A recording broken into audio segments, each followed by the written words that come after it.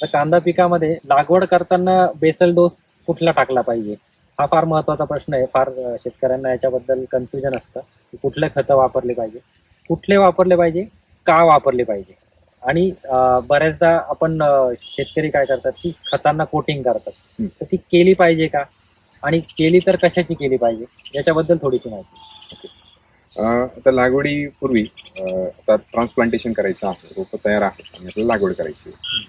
तर मग अशा वेळेस जसं आपण पहिले शेणखत टाकून झालं आणि आपल्याला बेसल डोस टाकायचा, तर बेसल डोस तर टाकलाच पाहिजे, जेणेकरून पिकाचं पोषण होईल, मुळ्यांची वाढ होईल, वेळीच पिकाची मान देखील तयार होईल आणि शेवटपर्यंत परिपक्वता देखील. मग यासाठी सर्व अन्नद्रव्यांची गरज आहे. मग यासाठी आपण जर कमीत कमी खर्चात आपल्याला बेसल डोस टाकायचा आहे, तर आपण 18-46-50 किलो पर्यंत वापरलं पाहिजे. त्यानंतर आपल्याला सुरुवातीला वाढीसाठी गरजेनुसार माती परीक्षणानुसार किंवा पाण्याच्या परीक्षणानुसार आपला युरिया वापरला पाहिजे 25 किलो. त्यानंतर आपल्याला पोटॅश देखील वापरायचा आहे, म्हणजे आपल्या एमओपी आपल्याला 50 किलो वापरायचा आहे. आता काय होतंय की पोटॅश आम्ही फुगवणीच्या वेळेस वापरू असं सगळे शेतकरी आम्हाला म्हणतात, पण पोटॅश हा पहिल्या दिवसापासून पिकाला उपलब्ध झाला पाहिजे.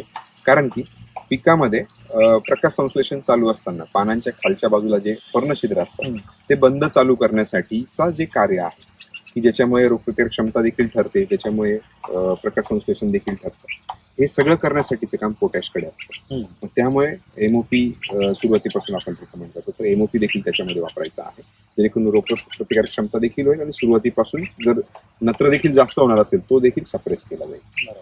आणि त्यामध्ये आपला प्राईम 45 देखील 2 किलो वापरायचा आहे, जेणेकरून सूक्ष्म अन्नद्रव्यांचा पुरवठा पुढच्या 40-45 दिवसापर्यंत होईल.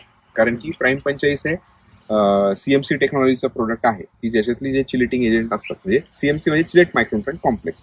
मग हा एजंट काय करतो, जसा की तो एकदा मोकळा होऊन त्यातील सूक्ष्म अन्नद्रव्य पिकाला उपलब्ध झाली तर पुढच्या 40-45 दिवस तिथल्या भागातली इतर अन्नद्रव्य देखील चिलेट करत राहतो, कमी दाब उच्च दाबापासून कमी दाबाकडे जाऊन तो सगळी न्यूट्रिएंटची उपलब्धता करून देत असतो. त्यामुळे त्या टेक्नॉलॉजीचं प्रोडक्ट आपण त्याच्यामध्ये ऍड करायचं आहे.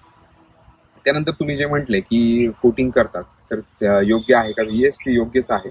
आणि त्यामध्ये मी रिकमेंड करेल की 100 ते 150 किलो जर आपला डोस तयार होतोय तर त्यामध्ये 100 मिली आपण स्ट्रायगो ब्लेंड, जे अमेरिकेहून आयात केलेलं प्रोडक्ट आहे, त्याचा नक्की एकदा वापर करावा. कारण की गेल्या 2 जनरेशन पासून जी काही अमेरिकेचे सायंटिस्ट आहेत त्या स्ट्रायगो कंपनीचे, तर ते प्रॉपर त्या ॲग्मोर कंपनीमध्ये रिसर्च करत आहेत आणि त्यातील जे रूट एक्झोलेट्स असतात वेगवेगळ्या प्रकारचे, जे वेगवेगळ्या जीवाणूंना वेगवेगळ्या स्टेजला आकर्षित करतात, तर ते त्याच्यामध्ये टाकलेले आहे. मग जर आपण 100 मिली त्या कोटिंगसाठी त्याचा वापर केला आणि जसं ते खत हळूहळू विरघळेल, पिकाला उपलब्ध होईल, तर तिथे ते ब्लेंड केले स्ट्रायगो ब्लेंड मधील घटक देखील मोकळे होतात आणि ते वेगवेगळ्या मित्र बुरशी आणि मित्र जीवाणूंना आकर्षित करतात. मग त्याच्यामुळे होतं काय की पिकाची रोगप्रतिकारक क्षमता देखील सुधारते, रोगांपासून देखील कमी बळी पडतं आणि पीएसबी, केएमबी, मायक्रोरायझा किंवा इतर अजून जे काही मित्र जीवाणू आहे की जे अन्नद्रव्यांची उपलब्धता करून देतात, ते देखील तिथे गोळा होतात, आकर्षित होतात. मग त्यामुळे नायट्रोजन अमोनिकल स्वरूपात उपलब्ध होणार, ज्याच्यामुळे किडींचा देखील प्रादुर्भाव कमी होणार, गरजेपेक्षा जास्त देखील वाढ नाही होणार. ॲझोटोबॅक्टरमुळे पीएसबी देखील तिथे अवेलेबल होणार, कॅल्शियम फॉस्फरस त्याच्यामुळे उपलब्ध होणार, केएमबी मुळे मॅग्नेशियम, पोटॅश, सिलिकॉन तिथे उपलब्ध होणार आणि ह्या सगळ्यांचं जीवाणूचं कॉम्बिनेशन म्हणजे पॅराग्रो, ते देखील आपण 200 ग्रॅम त्याच्यामध्ये ऍड करून वापरायचं. तर अशा प्रकारे आपल्याला बेसल डोस आणि कोटिंग करायची.